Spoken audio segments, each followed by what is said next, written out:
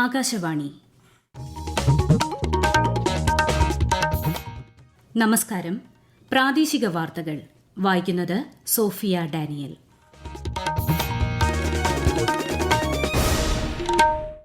പ്രധാന വാർത്തകൾ. കനത്ത മഴയെ തുടർന്ന് വയനാട്ടിലുണ്ടായ ഉരുൾപൊട്ടലിൽ നിരവധി പേർക്ക് ജീവഹാനി. 47 മൃതദേഹങ്ങൾ കണ്ടെടുത്തതായി റിപ്പോർട്ട്. കേന്ദ്ര സംസ്ഥാന ഏജൻസികൾ രക്ഷാപ്രവർത്തന ദൌത്യത്തിൽ. ശക്തമായ മഴ തുടരുന്ന സാഹചര്യത്തിൽ ഇന്ന് 5 ജില്ലകളിൽ ചുവപ്പ് ജാഗ്രത. വയനാട് ദുരന്തത്തിൽ അനുശോചിച്ച് രാഷ്ട്രപതിയും ഉപരാഷ്ട്രപതിയും ഉൾപ്പെടെയുള്ള പ്രമുഖർ. മരിച്ചവരുടെ ആശ്രിതർക്ക് പ്രധാനമന്ത്രിയുടെ ദുരിതാശ്വാസ നിധിയിൽ നിന്ന് ധനസഹായം. ദുരന്തബാധിത പ്രദേശത്ത് സാധ്യമായ എല്ലാ രക്ഷാപ്രവർത്തനങ്ങളും സംസ്ഥാന സർക്കാർ ഉറപ്പാക്കുമെന്ന് മുഖ്യമന്ത്രി പിണറായി വിജയൻ. വയനാട്ടിൽ വിവിധ വകുപ്പുകളുടെ 24 മണിക്കൂർ പ്രവർത്തിക്കുന്ന കൺട്രോൾ റൂം തുറന്നു. വയനാട് ദുരന്തത്തിൽ കേന്ദ്രത്തിന്റെ ഭാഗത്തു നിന്നും എല്ലാ സഹായവും എത്രയും വേഗം ലഭ്യമാക്കുമെന്ന് കേന്ദ്ര സഹമന്ത്രി ജോർജ് കുര്യൻ. സംസ്ഥാനത്ത് 49 തദ്ദേശ വാർഡുകളിലേക്കുള്ള ഉപതെരഞ്ഞെടുപ്പിലെ വോട്ടെടുപ്പ് പുരോഗമിക്കുന്നു. പാരീസ് ഒളിമ്പിക്സിൽ വിവിധ ഇനങ്ങളിൽ മെഡൽ പ്രതീക്ഷയുമായി ഇന്ത്യൻ താരങ്ങൾ ഇന്ന് കളത്തിലിറങ്ങും. വാർത്തകൾ വിശദമായി. കനത്ത മഴയെ തുടർന്ന് വയനാട്ടിലുണ്ടായ ഉരുൾപൊട്ടലിൽ വൻ ദുരന്തം. ഇന്ന് പുലർച്ചെ മുണ്ടക്കൈ ചൂരൽമലയിലുണ്ടായ ഉരുൾപൊട്ടലിൽ മരണനിരക്ക് ഉയരുന്നു. ഇതുവരെ 47 മൃതദേഹങ്ങൾ കണ്ടെത്തി. 70-ൽ പരം പേർക്ക് പരിക്കേറ്റു. നിരവധി ആളുകളെ കാണാതായി. കൂടുതൽ വിവരങ്ങളുമായി ആകാശവാണി വയനാട് ജില്ലാ പ്രതിനിധി അരുൺ വിൻസെന്റ്. മുണ്ടക്കയം ഉരുൾപൊട്ടലിന്റെ വ്യാപ്തി മണിക്കൂറുകൾ കഴിയുമ്പോൾ വർദ്ധിക്കുന്ന ദയനീയമായ കാഴ്ചയാണ് നമുക്ക് കാണാൻ കഴിയുന്നത്. ഇനിയും നിരവധി പേർ നിരവധി സ്ഥലങ്ങളിൽ കുടുങ്ങിക്കിടക്കുന്നതായാണ് റിപ്പോർട്ടുകൾ. മുണ്ടക്കയം അട്ടമല പ്രദേശത്ത് കാര്യമായി തിരച്ചിൽ നടത്താൻ ഇതുവരെയും കഴിഞ്ഞിട്ടില്ല. ചൂരൽമല മുണ്ടക്കയം തമ്മിൽ ബന്ധിപ്പിക്കുന്ന പാലം തകർന്നതിനാൽ രക്ഷാപ്രവർത്തനം നടത്താൻ ഇതുവരെയും കഴിഞ്ഞിട്ടില്ല. സൈന്യം എത്തിയാൽ മാത്രമേ ഇവിടേക്കുള്ള താൽക്കാലിക പാലം നിർമ്മിക്കാൻ കഴിയുള്ളൂ. അതിനുശേഷം മാത്രമേ രക്ഷാപ്രവർത്തനം നടത്താൻ കഴിയുള്ളൂ. 100 കണക്കിന് വീടുകളുള്ള സ്ഥലമാണ് ഈ മുണ്ടക്കയം അട്ടമല പ്രദേശം എന്നത്. നിലവിൽ മൃതദേഹങ്ങൾ അധികവും കണ്ടെത്തിയത് ചൂരൽമല പ്രദേശത്താണ്. NDRFന്റെയും പോലീസിന്റെയും ഫയർഫോഴ്സിന്റെയും റവന്യൂ വകുപ്പിന്റെയും സന്നദ്ധ പ്രവർത്തകരുടെ നേതൃത്വത്തിൽ കൂട്ടായ രക്ഷാപ്രവർത്തനമാണ് ഇപ്പോൾ വയനാട്ടിൽ നടക്കുന്നത്. ചൂരൽമലയിൽ മാത്രം 60-ലധികം വ്യാപാര സ്ഥാപനങ്ങൾ ഉണ്ടായിരുന്നു. ഇത് പൂർണ്ണമായും തകർന്നിട്ടുണ്ട്. കോഴിക്കോട് നിന്ന് കരസേനയുടെ ഒരു സംഘം വയനാട്ടിലെത്തി. രക്ഷാപ്രവർത്തനത്തിനായി ഹെലികോപ്റ്ററുകൾ എത്തിക്കാൻ ശ്രമിച്ചെങ്കിലും പ്രതികൂല കാലാവസ്ഥയെ തുടർന്ന് കോഴിക്കോട് ഇറക്കി. കണ്ണൂർ ഡിഫൻസ് സെക്യൂരിറ്റി കോർപ്സിലെ 67 സേനാംഗങ്ങളും വയനാട്ടിലേക്ക് പുറപ്പെട്ടിട്ടുണ്ട്. സൈന്യത്തിന്റെ എഞ്ചിനീയറിംഗ് വിഭാഗം വയനാട്ടിലേക്ക് പുറപ്പെട്ടിട്ടുണ്ട്. ഡ്രോണുകളും പോലീസ് ഡോഗ് സ്ക്വാഡും രക്ഷാപ്രവർത്തനത്തിന് ഉപയോഗിക്കും. നാവികസേനാ സംഘവും വയനാട്ടിൽ എത്തും. ഉരുൾപൊട്ടൽ ബാധിത പ്രദേശത്ത് സാധ്യമായ എല്ലാ രക്ഷാപ്രവർത്തനങ്ങളും മന്ത്രിമാരുടെ നേതൃത്വത്തിൽ ഏകോപിപ്പിക്കുമെന്ന് മുഖ്യമന്ത്രി പിണറായി വിജയൻ പറഞ്ഞു. അതേസമയം വയനാട്ടിൽ ആരോഗ്യവകുപ്പ് കൺട്രോൾ റൂം തുറന്നു. അടിയന്തര സാഹചര്യങ്ങളിൽ 96 56 93 86 89 എന്ന നമ്പറിലോ 80 86 01 08 33 എന്ന നമ്പറിലോ ബന്ധപ്പെടാം. പോലീസ് ആസ്ഥാനത്തും പ്രത്യേക കൺട്രോൾ റൂം പ്രവർത്തനം ആരംഭിച്ചിട്ടുണ്ട്. 24 മണിക്കൂർ പ്രവർത്തിക്കുന്ന കൺട്രോൾ റൂമിൽ 94 97 90 04 02 എന്ന നമ്പറിലോ 0471 27 21 566 എന്ന നമ്പറിലോ ബന്ധപ്പെടാം. വയനാടുണ്ടായ ഉരുൾപൊട്ടലിൽ രാഷ്ട്രപതി ദ്രൌപദി മുർമു, ഉപരാഷ്ട്രപതി ജഗ്ദീപ് ധൻകർ, പ്രധാനമന്ത്രി നരേന്ദ്രമോദി, കേന്ദ്രമന്ത്രിമാരായ അമിത്ഷാ, രാജ്നാഥ് സിംഗ് തുടങ്ങിയവർ ദുഃഖം രേഖപ്പെടുത്തി. പ്രധാനമന്ത്രിയുടെ ദുരിതാശ്വാസ നിധിയിൽ നിന്നും മരിച്ചവരുടെ ആശ്രിതർക്ക് 2 ലക്ഷം രൂപ പ്രഖ്യാപിച്ചു. പരിക്കേറ്റവർക്ക് 50,000 രൂപയും സഹായം നൽകും. വയനാടിനാവശ്യമായ എല്ലാ സഹായവും നൽകുമെന്ന് പ്രധാനമന്ത്രി സമൂഹമാധ്യമത്തിൽ കുറിച്ചു.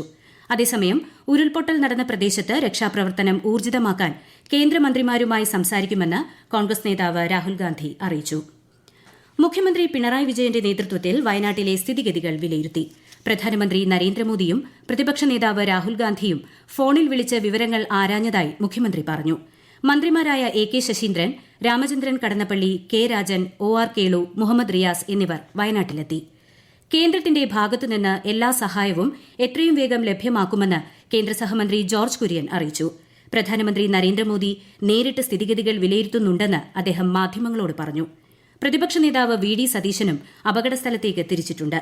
ദുരന്തത്തിന്റെ പശ്ചാത്തലത്തിൽ സംസ്ഥാന സർക്കാരിന്റെ ഇന്നത്തെ പൊതുപരിപാടികളെല്ലാം മാറ്റിവച്ചു. തിരുവനന്തപുരത്ത് നടക്കുന്ന അന്താരാഷ്ട്ര ഡോക്യുമെന്ററി ഫെസ്റ്റിവലും വെട്ടിച്ചുരുക്കി.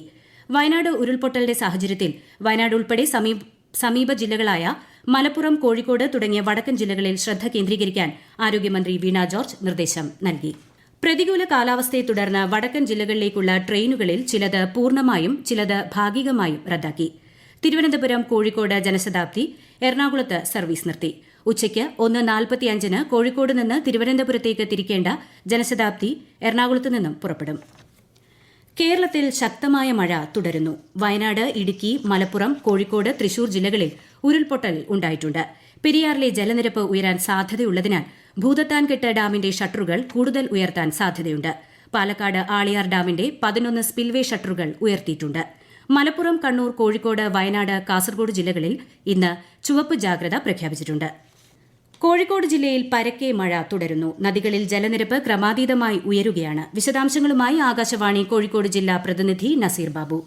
കക്കയം ഡാമിൽ വാട്ടർ ലെവൽ ക്രമാതീതമായി കൂടുന്നതിൽ 2 ഷട്ടറുകളും വിവിധഘട്ടങ്ങളായി 4 അടി വീതം ഉയർത്തിയിട്ടുണ്ട്. ഇതേ രീതിയിൽ തുടരുകയാണെങ്കിൽ ഇനിയും ഉയർത്തേണ്ടി വരുമെന്ന സാഹചര്യമുണ്ട്. വിലങ്ങാട്, മലയങ്ങാട് ഭാഗത്ത് ഉരുൾപൊട്ടി ആളപായമില്ല.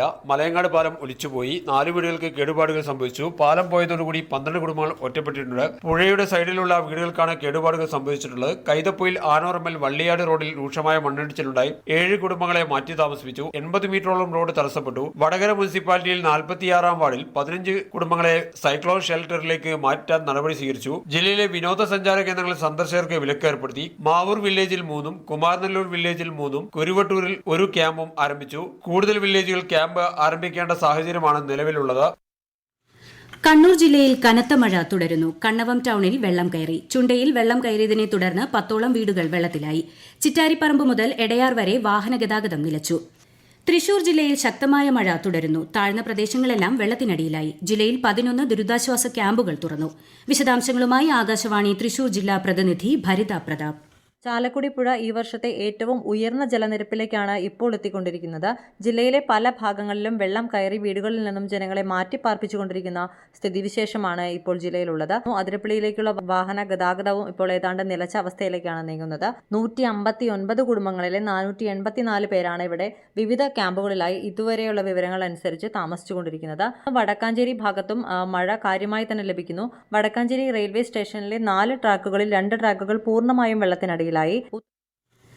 വയനാട് ദുരന്തത്തിന്റെ പശ്ചാത്തലത്തിൽ ആകാശവാണി തിരുവനന്തപുരം പ്രാദേശിക വാർത്താ വിഭാഗം ഇന്ന് പ്രത്യേക വാർത്താ ബുള്ളറ്റിൻ പ്രക്ഷേപണം ചെയ്യും. ഉച്ചയ്ക്ക് 3 മണിക്കും വൈകുന്നേരം 4 മണിക്കും 5:30 പ്രത്യേക വാർത്താ ബുള്ളറ്റിൻ. ഈ വാർത്തകൾ ആകാശവാണിയിൽ നിന്ന്. 2024-25 കേന്ദ്ര ബജറ്റിന്മേലുള്ള ചർച്ചകൾ പാർലമെന്റിന്റെ ഇരുസഭകളിലും പുരോഗമിക്കുന്നു. ബജറ്റ് ചർച്ചകൾക്ക് കേന്ദ്ര ധനമന്ത്രി നിർമ്മല സീതാരാമൻ ഇന്ന് മറുപടി നൽകും. ഈ മാസം 23-നായിരുന്നു ധനമന്ത്രി ബജറ്റ് അവതരിപ്പിച്ചത്. അതേസമയം കോൺഫെഡറേഷൻ ഓഫ് ഇന്ത്യൻ ഇൻഡസ്ട്രി CII-യുടെ ബജറ്റാനന്തര സമ്മേളനത്തെ പ്രധാനമന്ത്രി നരേന്ദ്രമോദി അഭിസംബോധന ചെയ്യുകയാണ്. കേരളത്തിൽ 49 തദ്ദേശ വാർഡുകളിലേക്കുള്ള ഉപതെരഞ്ഞെടുപ്പിലെ വോട്ടെടുപ്പ് പുരോഗമിക്കുന്നു. രാവിലെ 7 മണിക്ക് ആരംഭിച്ച വോട്ടെടുപ്പ് വൈകുന്നേരം 6 മണിവരെ തുടരും. പാരീസ് ഒളിമ്പിക്സിന്റെ 4ാം ദിനം മെഡൽ പ്രതീക്ഷയുമായി ഇന്ത്യൻ താരങ്ങൾ വിവിധ മത്സരങ്ങളിൽ ഇന്ന് കളത്തിലിറങ്ങും. ഷൂട്ടിംഗ്, തുഴച്ചിൽ, ഹോക്കി, അമ്പെയ്ത്ത്, ബാഡ്മിന്റൺ, ഗുസ്തി തുടങ്ങിയ ഇനങ്ങളിലാണ് ഇന്ത്യൻ താരങ്ങൾ ഇന്നിറങ്ങുന്നത്. 10 മീറ്റർ എയർ റൈഫിൾസ് വിഭാഗത്തിൽ മനു ഭാക്കർ സരബ് ജോത് സഖ്യം വെങ്കല മെഡലിനായി ഇന്നിറങ്ങും. പ്രധാന വാർത്തകൾ വീണ്ടും. കനത്ത മഴയെ തുടർന്ന് വയനാട്ടിലുണ്ടായ ഉരുൾപൊട്ടലിൽ നിരവധി പേർക്ക് ജീവഹാനി. 47 മൃതദേഹങ്ങൾ കണ്ടെടുത്തതായി റിപ്പോർട്ട്. കേന്ദ്ര സംസ്ഥാന ഏജൻസികൾ രക്ഷാപ്രവർത്തന ദൌത്യത്തിൽ. ശക്തമായ മഴ തുടരുന്ന സാഹചര്യത്തിൽ ഇന്ന് 5 ജില്ലകളിൽ ചുവപ്പ് ജാഗ്രത. വയനാട് ദുരന്തത്തിൽ അനുശോചിച്ച് രാഷ്ട്രപതിയും ഉപരാഷ്ട്രപതിയും ഉൾപ്പെടെയുള്ള പ്രമുഖർ. മരിച്ചവരുടെ ആശ്രിതർക്ക് പ്രധാനമന്ത്രിയുടെ ദുരിതാശ്വാസ നിധിയിൽ നിന്ന് ധനസഹായം. ദുരന്തബാധിത പ്രദേശത്ത് സാധ്യമായ എല്ലാ രക്ഷാപ്രവർത്തനങ്ങളും സംസ്ഥാന സർക്കാർ ഉറപ്പാക്കുമെന്ന് മുഖ്യമന്ത്രി പിണറായി വിജയൻ. വയനാട്ടിൽ വിവിധ വകുപ്പുകളുടെ 24 മണിക്കൂർ പ്രവർത്തിക്കുന്ന കൺട്രോൾ റൂം തുറന്നു. വയനാട് ദുരന്തത്തിൽ കേന്ദ്രത്തിന്റെ ഭാഗത്തുനിന്നും എല്ലാ സഹായവും എത്രയും വേഗം ലഭ്യമാക്കുമെന്ന് കേന്ദ്ര സഹമന്ത്രി ജോർജ് കുര്യൻ. സംസ്ഥാനത്ത് 49 തദ്ദേശ വാർഡുകളിലേക്കുള്ള ഉപതെരഞ്ഞെടുപ്പിലെ വോട്ടെടുപ്പ് പുരോഗമിക്കുന്നു. പാരീസ് ഒളിമ്പിക്സിൽ വിവിധ ഇനങ്ങളിൽ മെഡൽ പ്രതീക്ഷയുമായി ഇന്ത്യൻ താരങ്ങൾ ഇന്ന് കളത്തിലിറങ്ങും. പ്രാദേശിക വാർത്തകൾ കഴിഞ്ഞു. അടുത്ത വാർത്താ പ്രക്ഷേപണം 12:50.